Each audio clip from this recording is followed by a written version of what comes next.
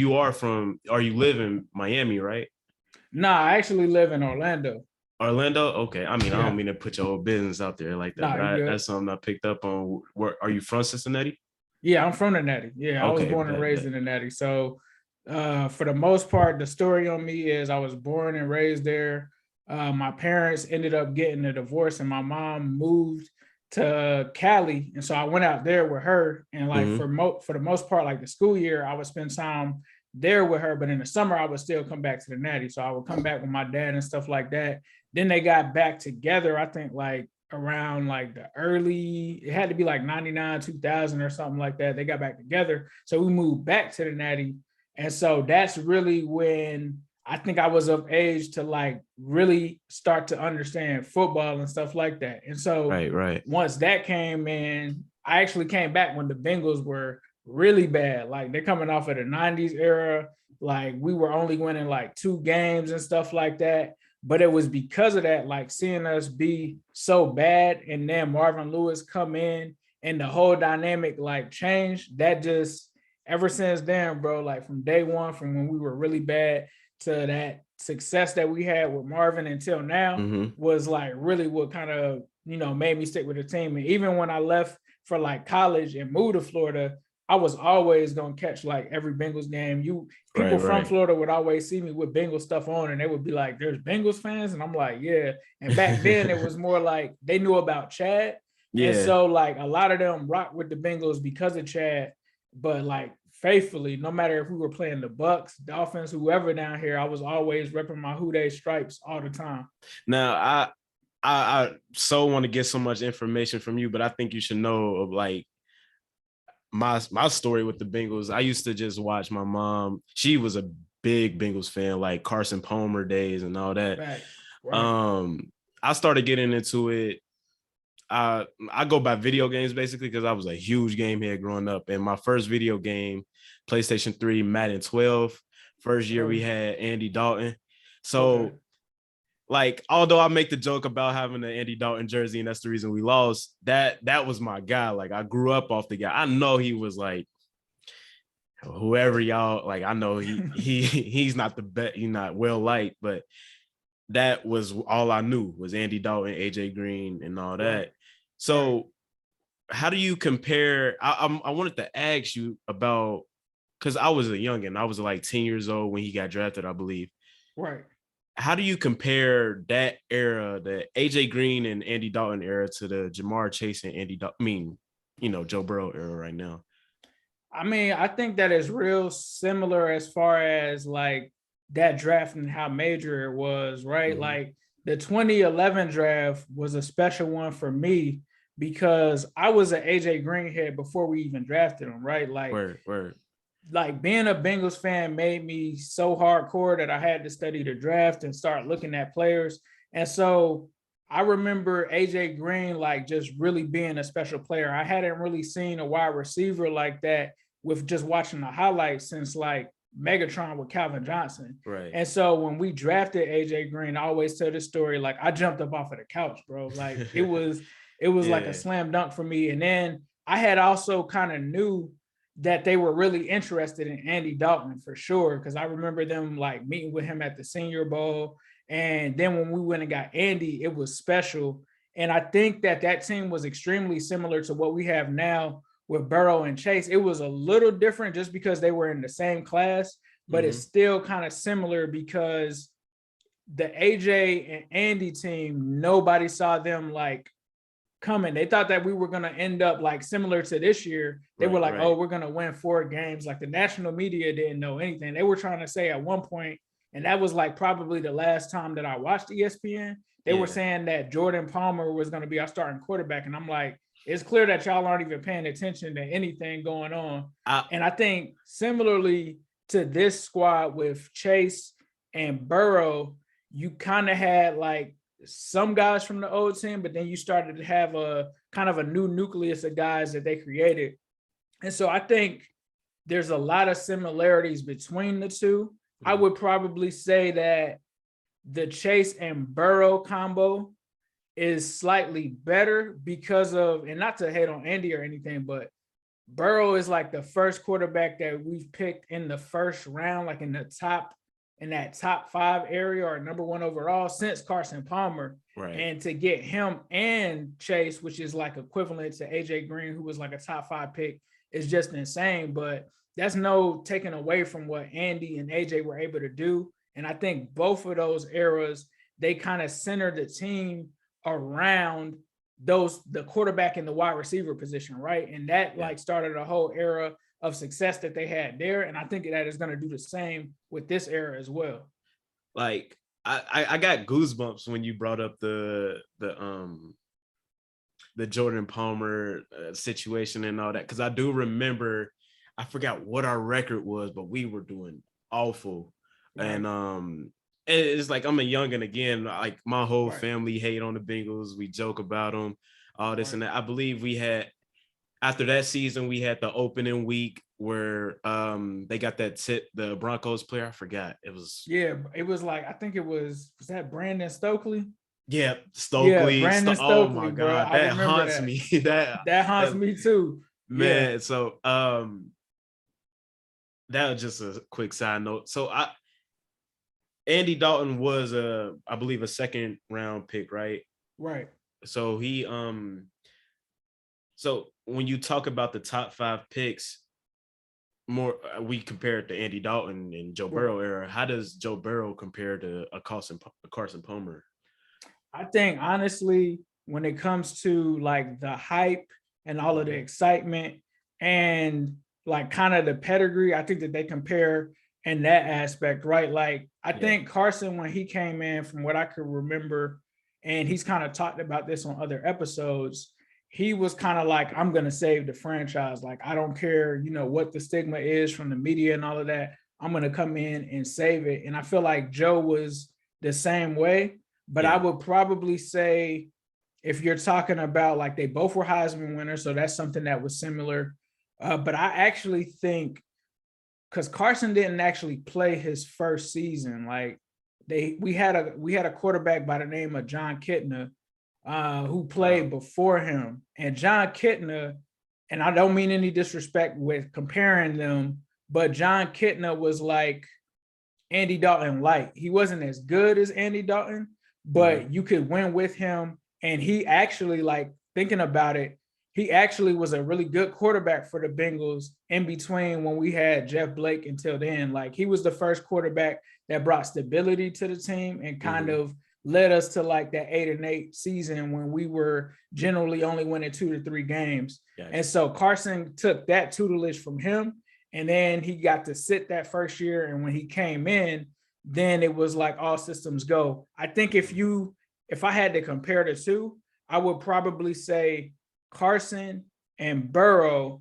both are guys that could be considered and have the potential to be top 5 quarterbacks. Like Carson Palmer in his prime, bro, like just speaking as a fan, like from that time in 2005, like there was like Peyton Manning, I think probably Drew Brees. I don't know if Tom Brady had ascended to like that level at that point.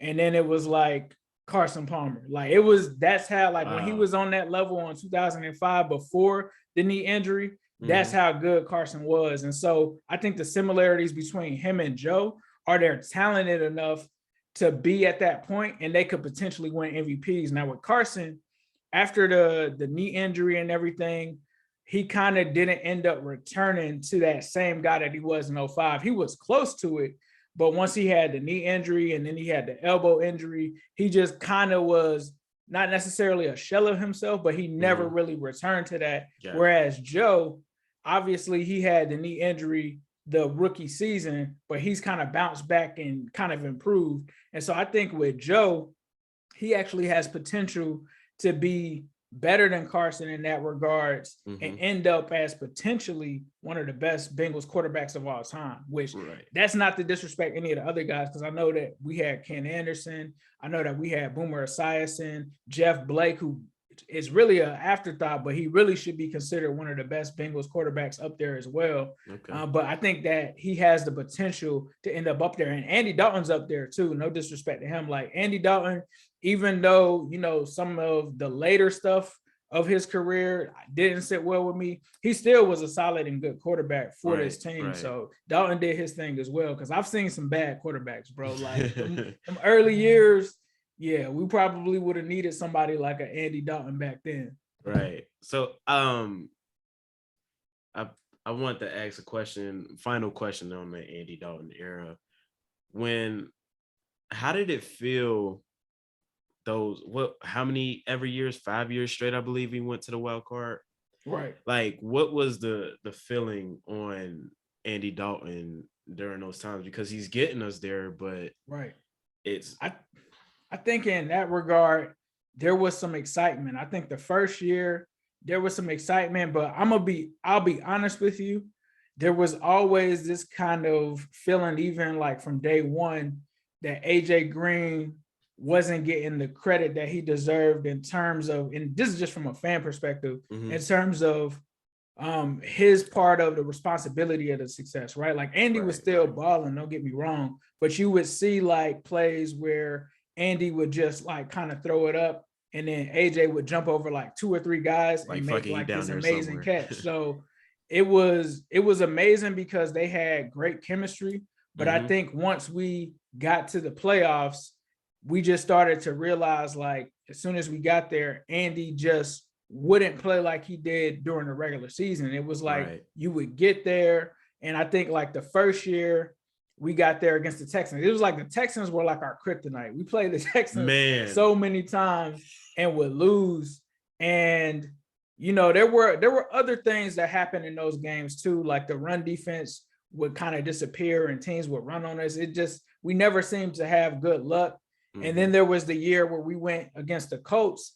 And for me, like, I was upset with that game because I feel like a measuring stick for me, just from playing football before, like a quarterback should have over 150 yards passing in a game. Like you should at least have 200 for me, like, because if you have 150, it makes it seem like you really didn't do much the entire game. And some of those games, Dalton would have those numbers, right? But the Colts game, you kind of had to give them a pass because they had so many injuries at that point in the season. I think Rex Burkhead at one point had to play receiver in that game. So you kind of had to give them a pass in that situation. And then you get to the game against the Chargers. I think that's 2013, right? Yeah, 11-5 season, yeah.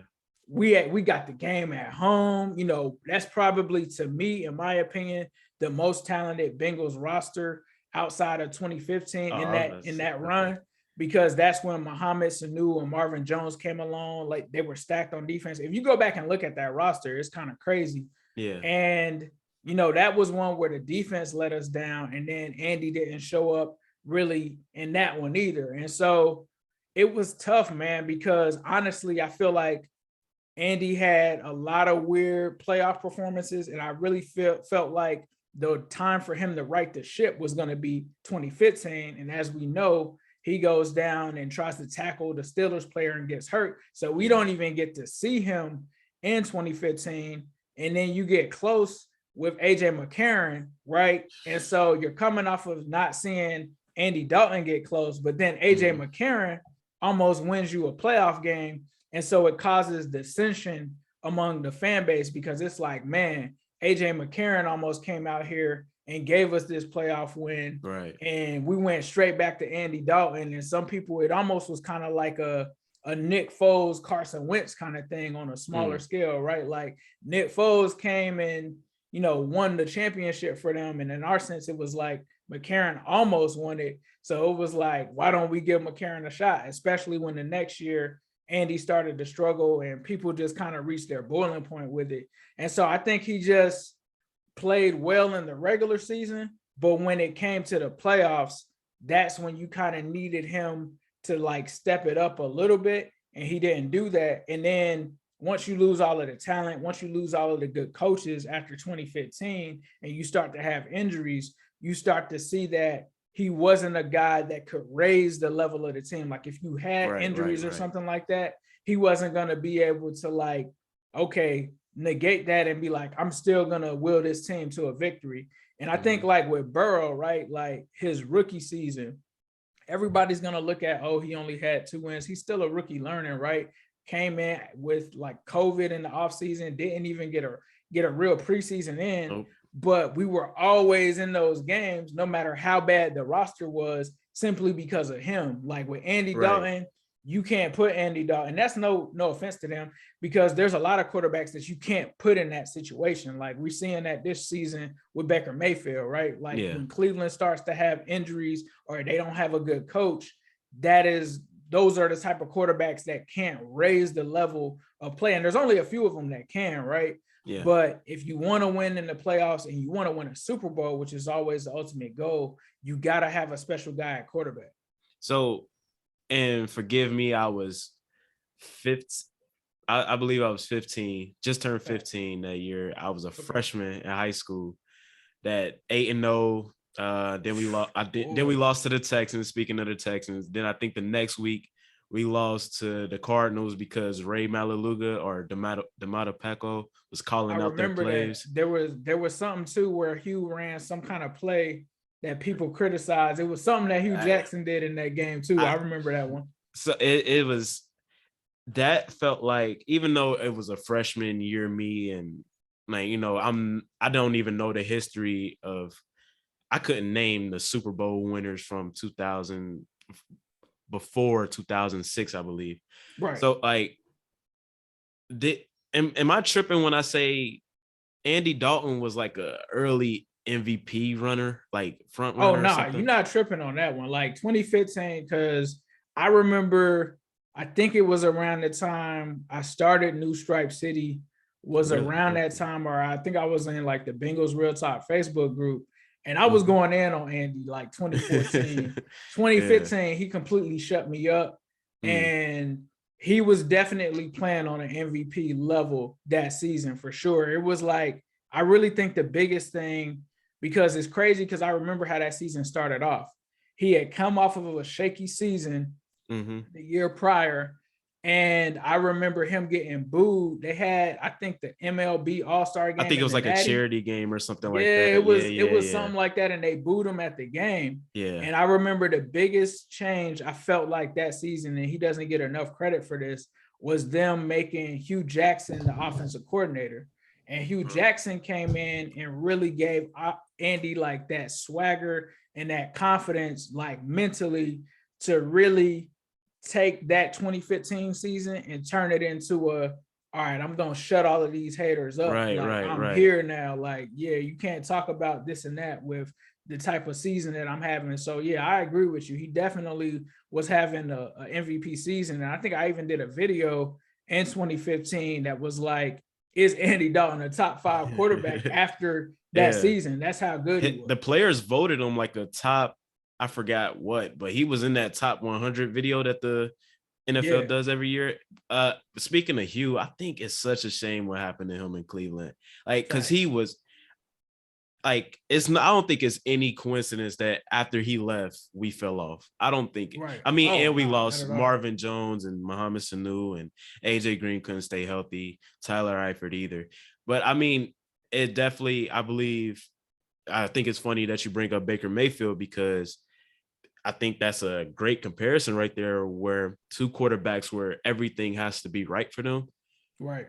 And would you say that Baker is better?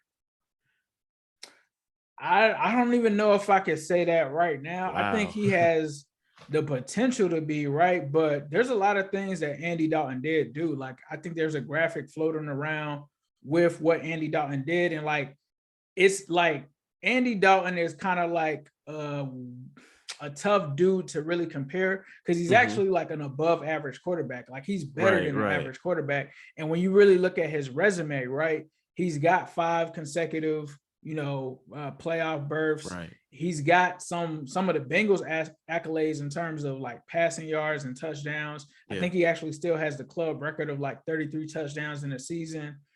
So when you look at his career, I really feel like statistically and consistently, you would have to side with Andy Dalton, but Baker does have the playoff victory. So you kind of got to weigh the two, but I would probably say like, it's definitely Andy Dalton, because Andy Dalton, I think he had the season where he threw for 4,000 or something like that. And sometimes it's hard to really compare because you got Baker and the Stefanski offense, so they run it more. Yeah. But there was times like his rookie year and like slightly after that where he didn't have those kind of constraints on him. But I would say, like, if you're looking at it from a, consistency and stat standpoint, you probably would have to go with Andy Dalton, especially where Baker kind of hasn't been consistent. It's like a up and down kind of thing with Baker. Like, he'll be bad this year. He might be better next year, right? Yeah. But and Andy Dalton had that to a sense, but he still, even on his down years, I think put up some better down years than Baker would have. Yeah. I started watching you the year that led us to getting Burrow. And it just dropping in on you that season. I ain't think I should even bring up Andy Dalton in this. Like, but I wanted to ask you this, and it's the last time I'll bring it. Well, I do want another comment after this. No, I heard Max Kellerman say he's a Giants fan. Like, Eli Manning would never have to buy a beer around him. Is that the same with you with Andy Dalton? If you saw Andy Dalton at a bar, is he buying his own beer? Or we don't mess with him? I would probably get him a beer. I mean, like, Andy Dalton, he's done a lot for the city of Cincinnati. Yeah, like, he did a lot in the community. I mean, raising funds and stuff like that. I probably would get him one for sure. Like, I definitely would dap him up. Like, I don't hate the dude. Like, that was one of the things that kind of, I think, got misconstrued. Like, sometimes I'll joke and stuff like that, right? Like, we all do it with certain players and stuff like that. But yeah, I would definitely get Andy a beer and stuff like that. For me, it was more about, and this happened with Carson Palmer. Like, I wish that we had the social media platforms that we did, because back then, and I think I even had to do like a live and call one of my friends that knew me during the actual Carson Palmer era to like prove that I've always been critical of quarterbacks, like when they're not measuring up. So like, I was one of the few, like, I remember like before Carson was like, I'm done, I'm retiring, I wanted him out of there. I was like, bro, we're paying him top 5 money. Like, he's not it right now. Like, we really need to move on from him, get another quarterback in, build around the defense, like get that money flexibility. And so it was nothing personal with Andy. It was kind of the same thing. It was just like, all right, we've seen that. And sometimes like, it's not just about the player per se. It's like, it's also encompassing the rest of the team, like the coaching, the front office in terms of what they're going to do. And I just felt like it was time for a change, especially the thing that really prompted the change for me was, I remember watching the 2019 draft, right? And so obviously I'm watching quarterbacks. I'm looking I was a huge Lamar Jackson guy, right? And so I remember sitting there and being like, we need to take like Lamar Jackson, or we need to take a chance on Deshaun Watson, and they just wouldn't do it. Right. And then when I saw Lamar Jackson go to the Ravens, and then when I saw Baker Mayfield go to the Browns, this was at the beginning of that season. This was like 2018, I think. Yeah. I was like, I told my dudes in the group chat, I'm like, we now have the worst quarterback in the division, because you had Ben, you had LJ, and you had Baker there, right? And I knew how good these guys were. And so I knew that if we needed any chance to try to compete in this division with those guys being way younger than Andy, except for Ben, that we had to get somebody that could contend with the LJ, because I already knew LJ was going to be that dude. Like, when he first came out, people were criticizing, but I had watched him from afar a lot because I was in Florida and I used to work at Florida State. And this is like when Florida State they were doing their thing. They won a national championship. They had Jalen Ramsey. They had Dalvin Cook. They had a whole bunch of Derwin James, like a whole bunch of NFL dudes that's beasts now. Wow. And I remember like when LJ played them for the first time. And I remember the people that were there, they were like, oh no, he's overrated. Like, cause he had like 2 500-yard games, and they were like, oh, that's not going to happen against us. And this and that. And LJ went through and killed them, bro. Like, he murdered them. Like, this is a team that had Jalen Ramsey, all of that. He threw for like 500 yards. So I knew that was coming to the division. And so for Andy, it was just like, I knew that if the new coach didn't work out, or I knew if we didn't put all of this talent with the offensive line and all of that around him, that it just wasn't going to work out with that team. So that's what kind of like made me be like, all right, man, we got to get somebody that's going to be the savior. And not only that, I had to sit up there and be like, man, we better off like losing for us to get better at this point, because as you saw, that roster wasn't really good. We needed to get a new coach in there. We had a brand new system. You couldn't do AFC North talk them days. Whew, no, bro. No. I just started watching them. It's ruthless in there. Yeah, it's definitely ruthless in there. I wouldn't have been able to do it that season for sure. But I remember me and Zim, like, it was like week 3, week 4. I was like, bro, we just need to lose. Like after seeing this team and watching that we're so far from those other teams, I'm like, the best thing for us to do right now is to get the best quarterback, because that's going to put pressure on the front office to improve the team essentially. Because when you get a guy at number 1, that's like your future. And it just so happened, like originally I remember looking at it, it was like Herbert, Tua, like one of those two guys. And then Burrow started to emerge. And I don't really watch college football like that. I used to. Yeah, me neither. But then like I got to a point where I wasn't watching college football, and Zim was telling me, he was like, nah, you need to check out this dude named Joe Burrow. And that got me to actually watch. I think the first game I watched was Tua versus Burrow, because I wanted Tua and he wanted Burrow. You made me a Tua guy. We watched that game and I was sold on Burrow. I was like, oh, nah, Burrow is that guy. So when I saw him, I was like, oh, nah, we need one of the 3 of these dudes, whether it's Herbert, whether it's Tua, whether it's Burrow. But by the end of the season, it was obviously Burrow. And I'm like, this dude is special. This is the dude that we got to get. And so that's what had me, so hyped, because, and it was tough, bro, because when you talk about losing, people are going to say, you're not a real fan. Like, how could you cheer for the team to lose? And it was never about that. It was always about the bigger picture. It was like, I want this team to be set up for the future. I want them to be able to win playoff games. I want them to be able to, more importantly, win Super Bowls. And so for me, that's why I had to commit so hard on that aspect of wanting to get that top pick. Right. So, and to let the Andy Dalton era rest in peace, what in the last comparison, when I watch Joe Burrow now, like when I used to watch Andy, it's like, all right, what are the other team going to do wrong that we can take an advantage of? Right. Watching Joe, it's like, all right, how he going to do it? Because I feel so confident in him.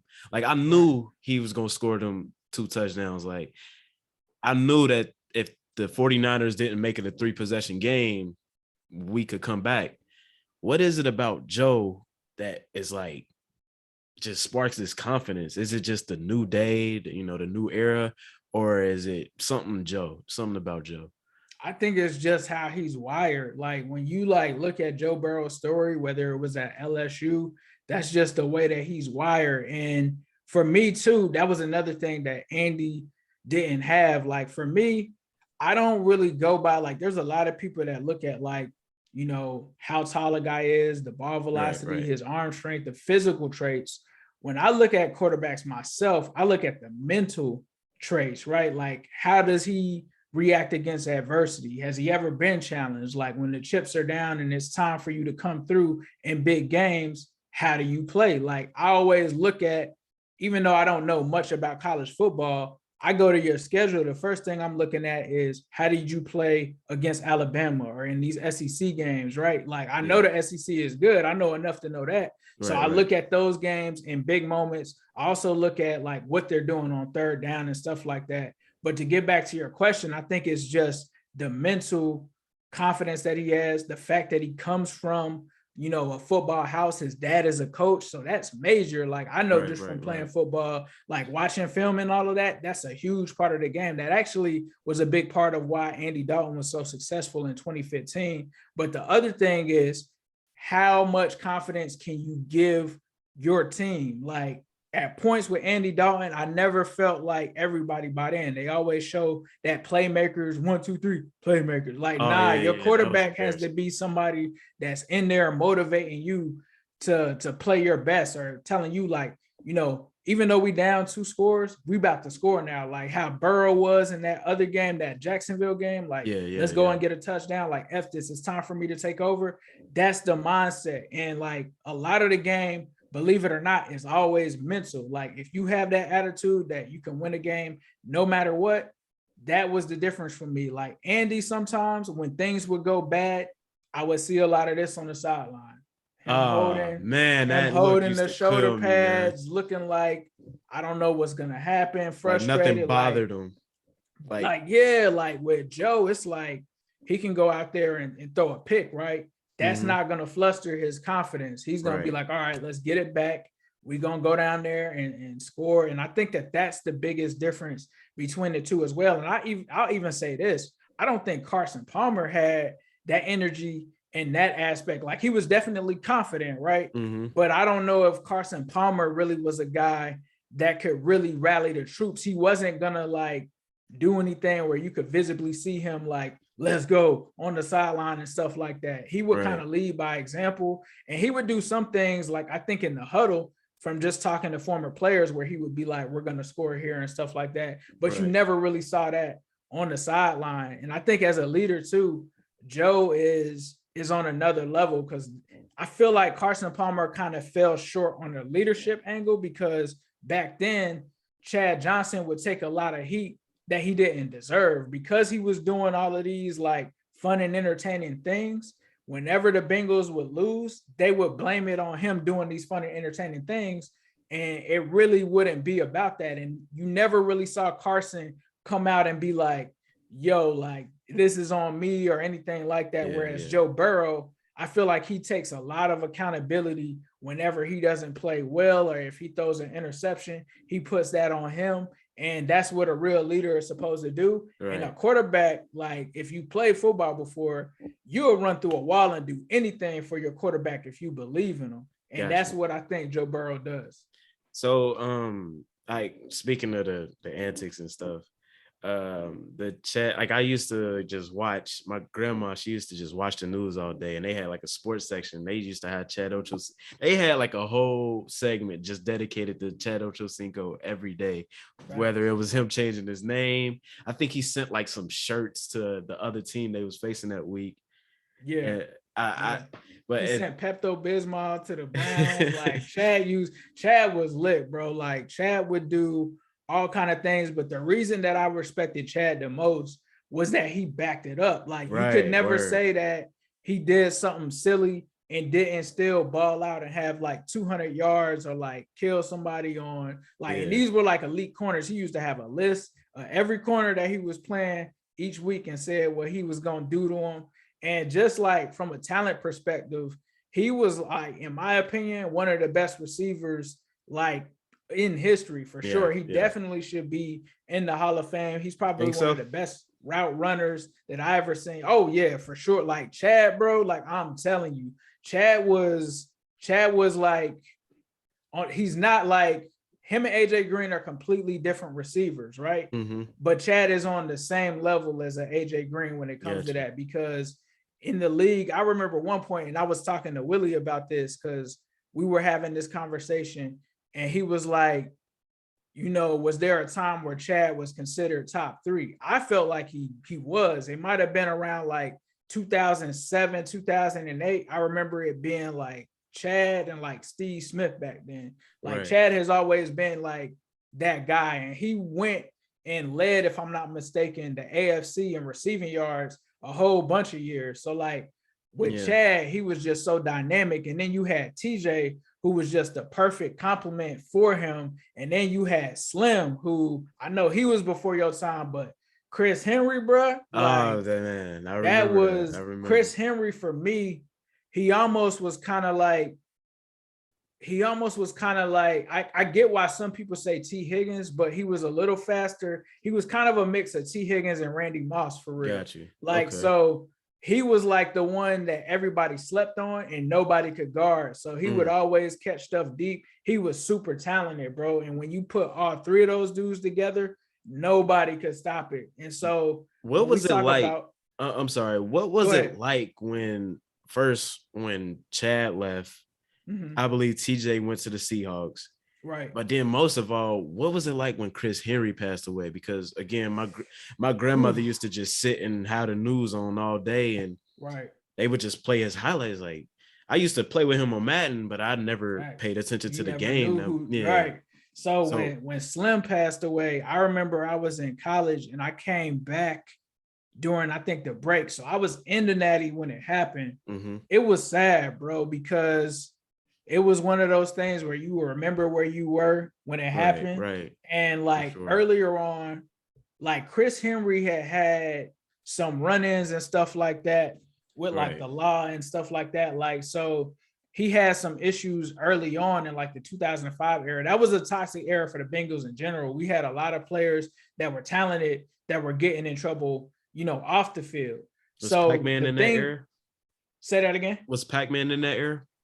Pac-Man wasn't in that era yet. Okay, So this was before Pac-Man, but we had a lot of players getting arrested and stuff like that. It was like people just expected that from us, right? So he kind of fell into a little bit of that, but he was always a quiet person. So nobody really knew like how he could do certain things. And it wasn't anything crazy, right? But yeah, he ends up getting, I think at one point, cut from the team. And people were like real furious that happened because we knew that Chris was a good player. And then he gets brought back because Mike Brown like really loved Chris Henry. Like Chris Henry was like one of his favorite players. And so when they brought him back, he really did this whole change in his life. And it really was, if I'm not mistaken, when I think he had a kid. I think he had 2 kids or something like that. Yeah. And he really had changed his whole life around and things were starting to work out for him. And then he gets injured, right? And so I'm in the Natty and, we see on the news that there's this person that's like behind them.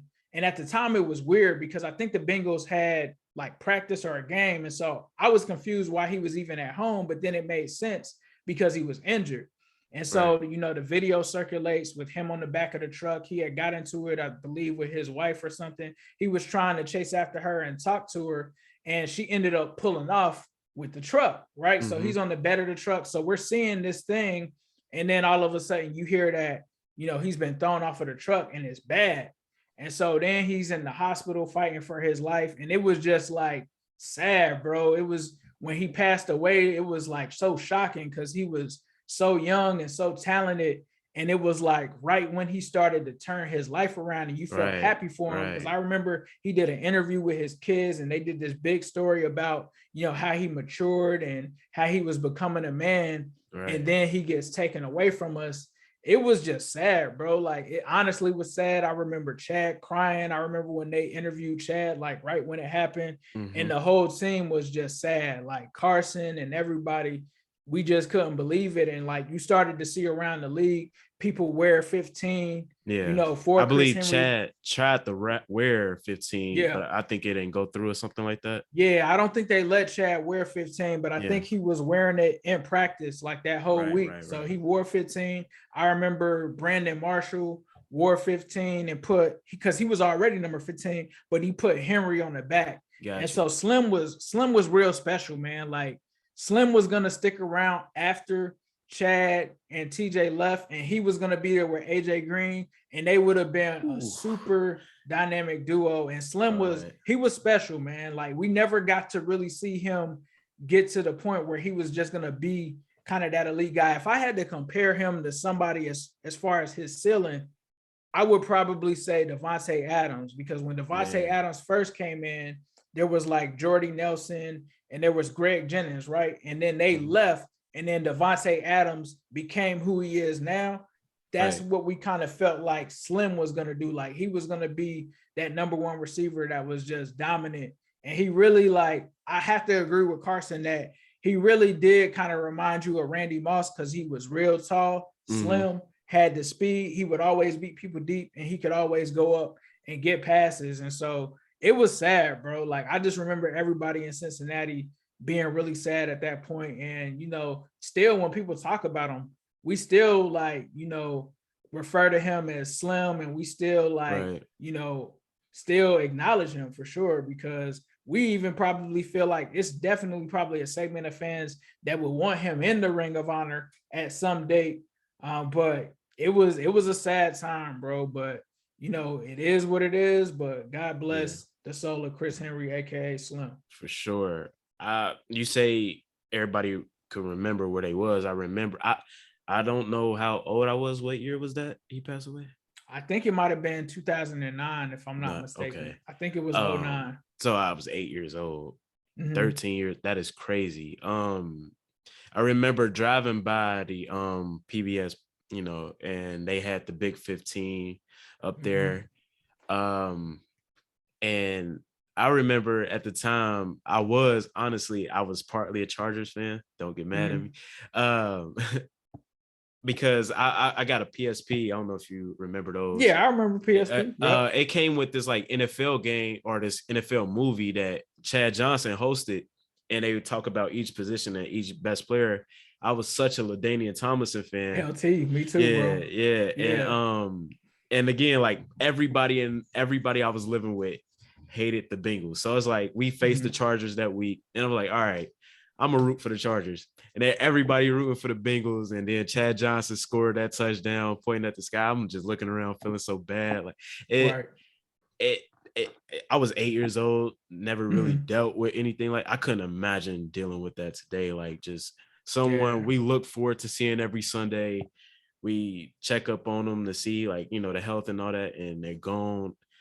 I I couldn't imagine. It was crazy because I talked to like one of my good friends from back home, and he had just seen Chris Henry like the week before. It was Mhm. like right when I think they built that casino, and he said that Chris Henry was coming out and he was coming in, and he was like, "It's crazy. I just seen the man Right, a right, week ago." Like right.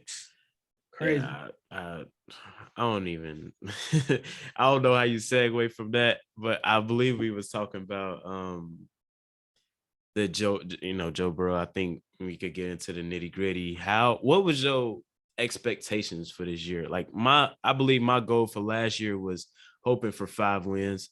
Mhm. Um, I count that Eagles. I count it as a win.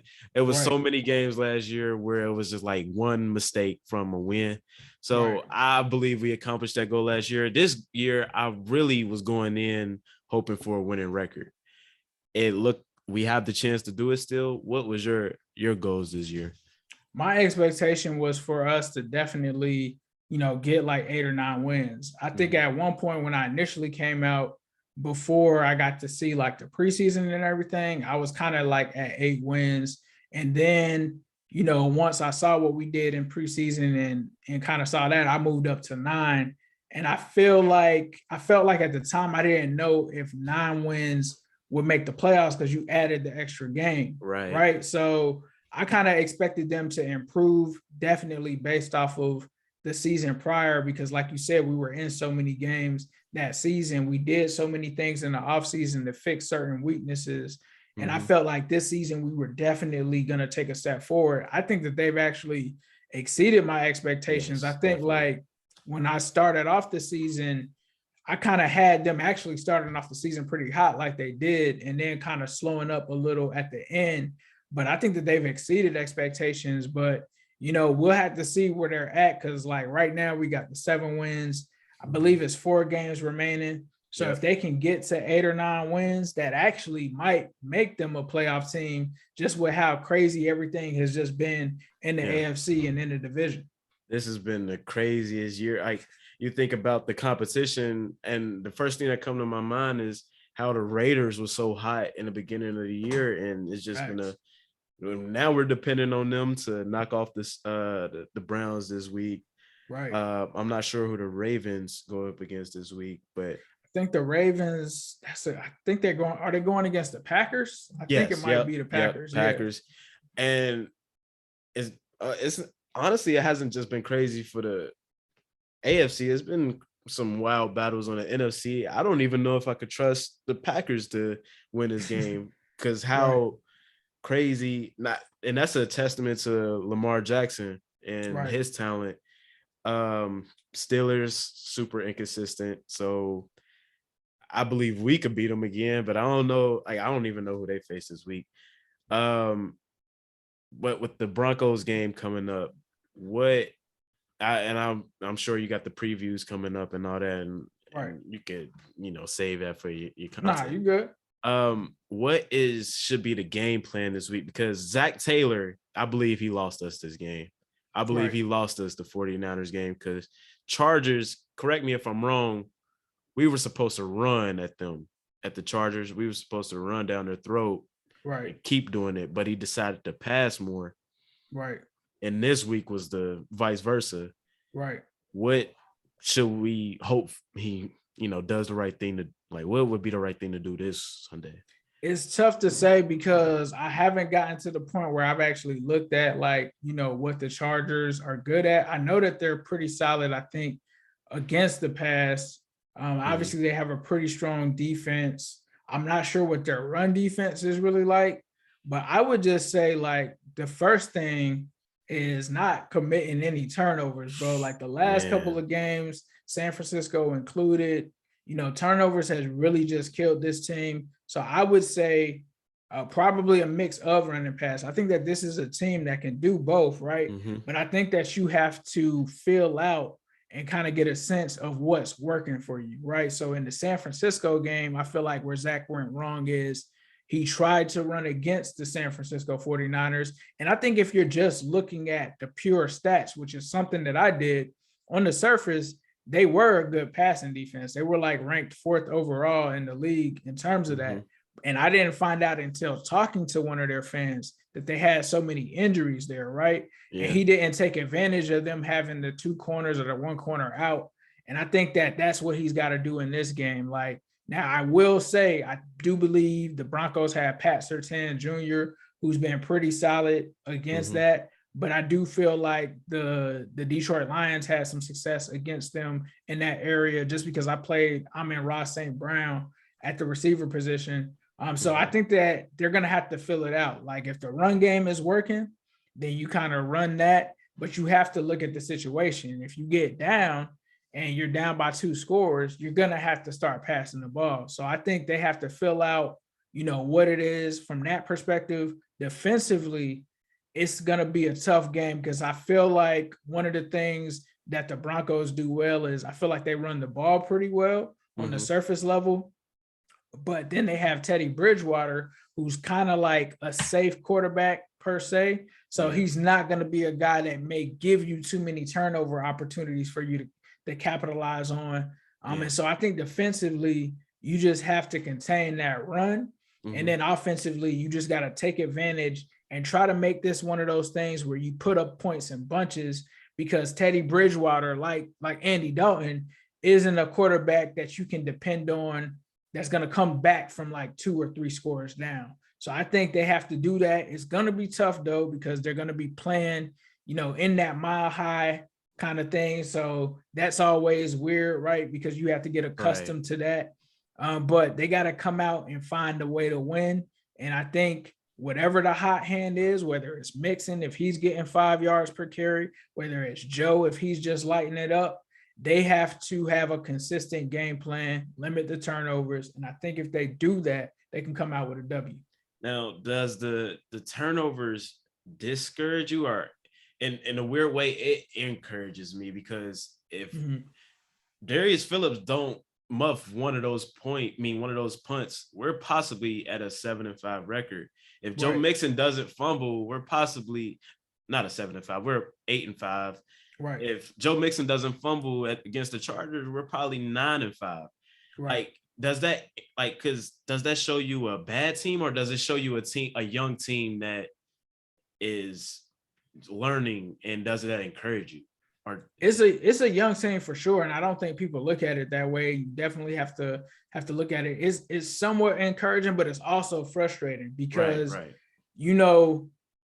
any team, if you turn the ball over, you're literally going to lose the game. If you don't win the turnover battle, you're going to lose the game. So that part of it is frustrating because, like you said, if Joe Burrow doesn't turn the ball over in that Bears game 3 times, we probably win that game, right? If we don't have the Mixon fumble, like you said, or any of those fumbles, the Darius Phillips 2 muff fumbles, we probably win those games. So it's frustrating because I've seen a lot of football, and I remember this was ahead of your time too, but I remember the Eagles had this squad. They had T.O., Donovan McNabb. They had the best team, right? But because they had 5 turnovers, they lost the Super Bowl to the Patriots. The Patriots weren't the better team. It was clearly the Eagles, but it was like because of the turnovers, they lost that game. So with us, we can be the super most talented team and definitely be more talented against a team like the Broncos, right?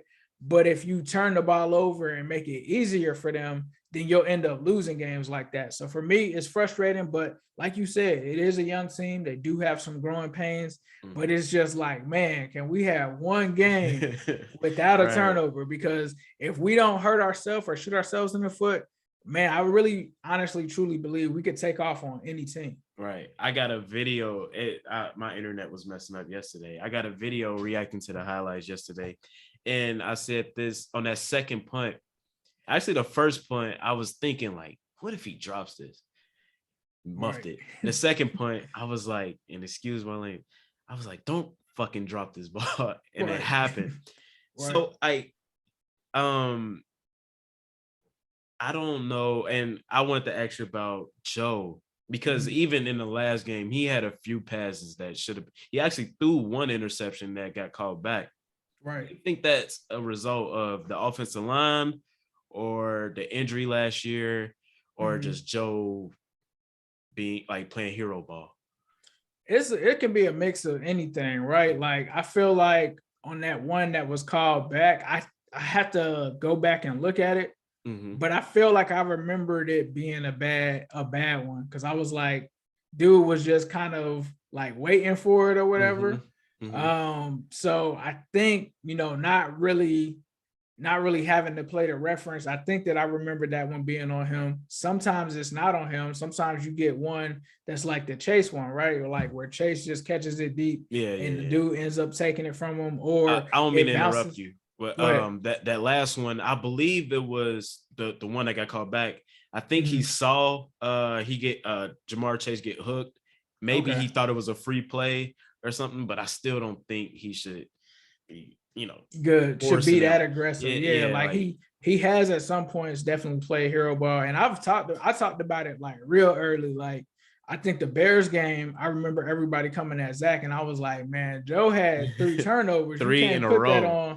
That on Zach or whatever. But I think it's a multitude of things. Sometimes it's because of the pressure, right? Like sometimes it is because of the offensive line. Sometimes it is because of the receivers, because obviously as fans, we don't know if the receivers are running the right routes or not, which I've talked to like some players and they've talked about certain things and they're like, nah, he ran the wrong route on that one. Gotcha. So there's also that factor. And then sometimes it's just Joe forcing it, which I think that outside of that play, I think he did a great job, because I think there was another play where he just didn't do anything. He saw everybody was covered, didn't force it. And so I think the causes are a multitude of things. Sometimes it's because of the offensive line breaks down. Sometimes it's because of Joe trying to be too aggressive and play hero ball. And then sometimes it's just weird things that happen where it deflects off of somebody and then somebody else just gets it. So I think that's really the culmination of it. I really like to see, because I really am curious to see after this season. I think it's Football Outsiders. They do like something that's called adjusted interceptions, where they take the total of the regular season. I think they would review the film and decide like who the actual interception should be on. So I'm very interested to see that with Joe, because I really feel like I can think about like 3 or 4 that weren't his fault, but at the end of the day, they're gonna count as an interception. Right. I do want to be respectful of your time. I've had you about an hour now. I like, speaking of turnovers that could, one mistake, that last interception against the Bears, I believe it was like a tip. I believe if that doesn't get tipped, that we could win that game. We winning that game, right? For sure. So, again, being respectful of your time, I want to ask this final question. Do you still think that I remember you saying, or I said in I believe the recap, if the win wouldn't, the loss wouldn't hurt so bad if the Ravens didn't lose? I don't know if you remember that super chat. Nah, I remember that one. Yeah, it did. I feel you. Do you still think 2 wins could get us in there? Because I think so, bro. I really do, because the situation that the Ravens are in, well, actually, now that I think about it, yeah, the situation the Ravens are in, they've got a very tough stretch these next couple of games. I know that they still have to play the Packers. They still have to play the Rams, if I'm not mistaken. I'm looking at those ahead of time, and I'm saying that those are L's because those are like two really good teams from the NFC, right? And then they play us. And so essentially, they could just win one more game, right? For the rest of this stretch. Then you look at the Browns. I think the Browns are actually the biggest threat because their journey isn't as hard, but we also had to play the Browns, right? Right. And so I think 2 wins possibly could win this division. I'm not as comfortable with saying just 2. I think 3 definitely gets you the division for sure. 2, it gets tricky because then if you don't win the division, right? Like say somebody has a lead on us and they get the divisional crown, then it's like now we're competing with the rest of the teams in the AFC, like how we are right now on the outside looking in. And with the whole crazy, I don't know how this playoff picture is working after you don't win the division. Right. But that kind of scares me because the rest of the teams through this mark would have to lose games too. And at this point, I feel like they have a game advantage on us. So yeah, it's possible, but I think if you want to cement it, you got to get 3, but it's still possible with 2, but then you probably are going to be on the edge of your seat week 18, hoping that even though we might have got to win, we got to hope that this team loses. And you never want to be in that situation where you want another team to win or lose because somebody might sit somebody. You just never know, bro. Somebody might try to lose on purpose to keep us out of the race from them having to play us in the wild card. Like, just imagine if you were a team and it's like, we can play the Broncos. Oh, and no disrespect to the Broncos, but it's like we could play the Broncos or we could play the Bengals. Like nobody wants to see Joe Burrow, Jamar Chase, T. Higgins. No, they might lose on purpose. Right. You could compare us to like maybe the Grizzlies or in the NBA. Like, again, man, I appreciate your time. I know it's a weekday. I took about an hour of your day, man. I appreciate you. Bro. I could talk Bengals all day. Hopefully the next time we talking, we had this playoff locked up. Definitely will say that this week is a must win. I believe this week is a must win. And again, I would say I appreciate you for doing this Bengals stuff because I know it could be way more lucrative to just do the whole NFL or nothing at all because I know we're a small market team and all that. So again, I appreciate you. Anything you would like to say? I know I'm a smaller channel, but I know it's bro. Just keep definitely doing what you doing, bro. Like that's one of the reasons, like you said, that I started New Stripe City and stuff like that because, like you said, I could have gone the route of like the NFL and stuff like that, but I just couldn't do that, bro. It's like I'm gonna push our content to the forefront so that people like you and other great Bengals fans can come out here and be a voice for the team because honestly, even though like the big markets want to play us like we're a small market, there are a lot of Bengals fans, bro, like worldwide. Like I live in Florida.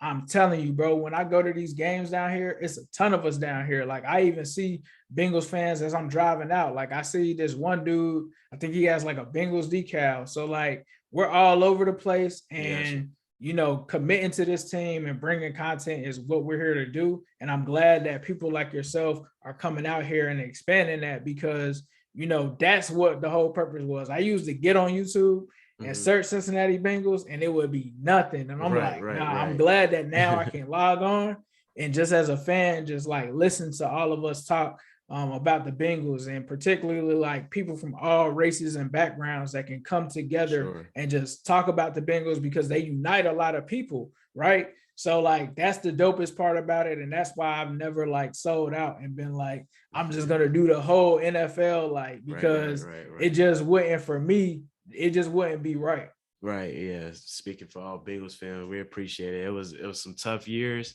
especially the last two. We needed that. You did you did it for us, so we didn't have to do it. You know, you paid attention, so we didn't have to. Again, appreciate that, bro. For real, man. Appreciate you. You stay safe, man. If you want to say your outro, I love the outro, but I can't say it like you can say it, man. Oh nah, of course we gonna leave y'all with a who day, all day, every day, and especially on Sunday. For sure.